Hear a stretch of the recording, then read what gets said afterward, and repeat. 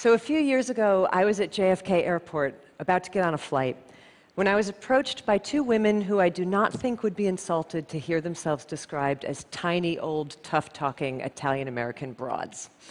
The taller one, it's like up here, she comes marching up to me and she goes, "Honey, I gotta ask you something. You got something to do with that whole eat, pray, love thing that's been going on lately?" And I said, "Yes, I did." And she smacks her friend and she goes, "See, I told you, I said, that's that girl.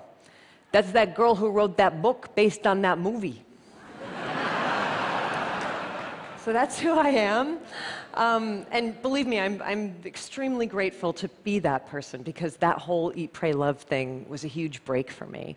But it also left me in a really tricky position moving forward as an author, trying to figure out how in the world I was ever going to write a book again that would ever please anybody. Because I knew well in advance that all of those people who had adored Eat, Pray, Love were going to be incredibly disappointed in whatever I wrote next because it wasn't going to be Eat, Pray, Love. And all of those people who had hated Eat, Pray, Love were going to be incredibly disappointed in whatever I wrote next because it would provide evidence that I still lived. So I knew that I had no way to win, and knowing that I had no way to win made me seriously consider for a while just quitting the game and moving to the country to raise corgis. But if I had done that, if I had given up writing, I would have lost my beloved vocation. So I knew that the task was that I had to find some way to gin up the inspiration to write the next book, regardless of its inevitable negative outcome. In other words, I had to find a way to make sure that my creativity survived its own success. And I did, in the end, find that inspiration. But I found it in the most unlikely and unexpected place. I found it in lessons that I had learned earlier in life about how creativity can survive its own failure. So just to back up and explain, the only thing I have ever wanted to be for my whole life was a writer. I wrote all through childhood, all through adolescence. By the time I was a teenager, I was sending my very bad stories to The New Yorker, hoping to be discovered. After college, I got a job as a diner waitress, kept working, kept writing, kept trying really hard to get published, and failing at it. I failed at getting published for almost 6 years. So for almost 6 years, every single day, I had nothing but rejection letters waiting for me in my mailbox.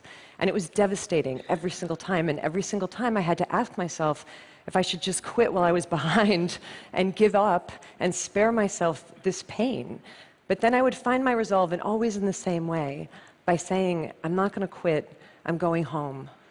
And you have to understand that for me, going home did not mean returning to my family's farm. For me, going home meant returning to the work of writing because writing was my home.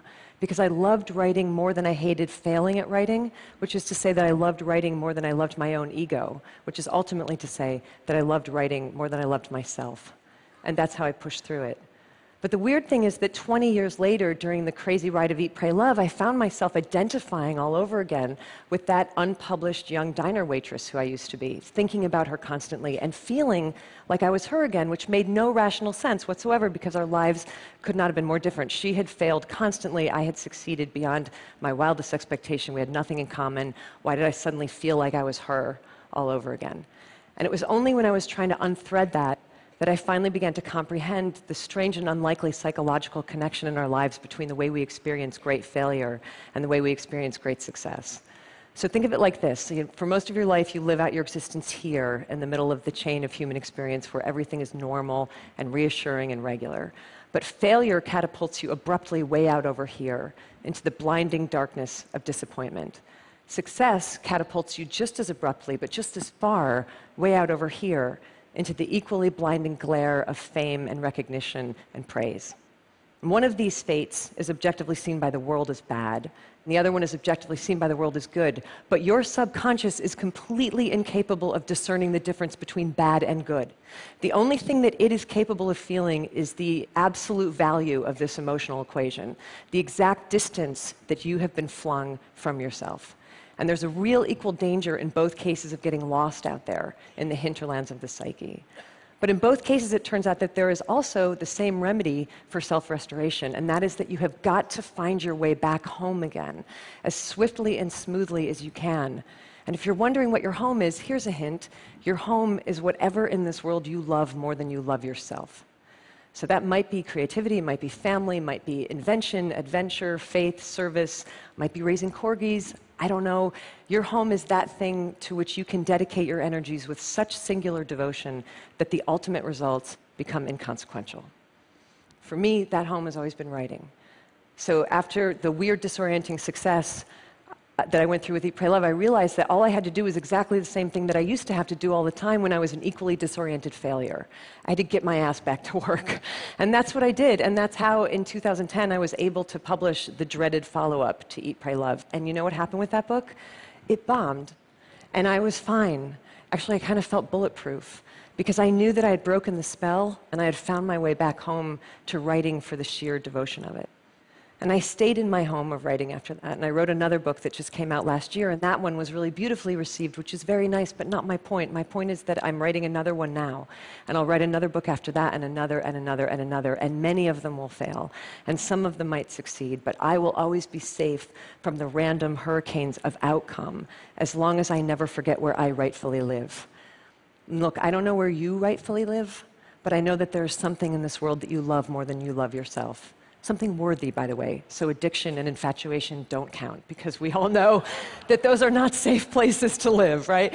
The only trick is that you've got to identify the best, worthiest thing that you love most, and then build your house right on top of it, and don't budge from it. And if you should someday, somehow, get vaulted out of your home by either great failure or great success, then your job is to fight your way back to that home the only way that it has ever been done, by putting your head down and performing with diligence and devotion and respect and reverence whatever the task is that love is calling forth from you next. You just do that and keep doing that again and again and again, and I can absolutely promise you from long personal experience in every direction, I can assure you that it's all going to be okay. Thank you. Thank you.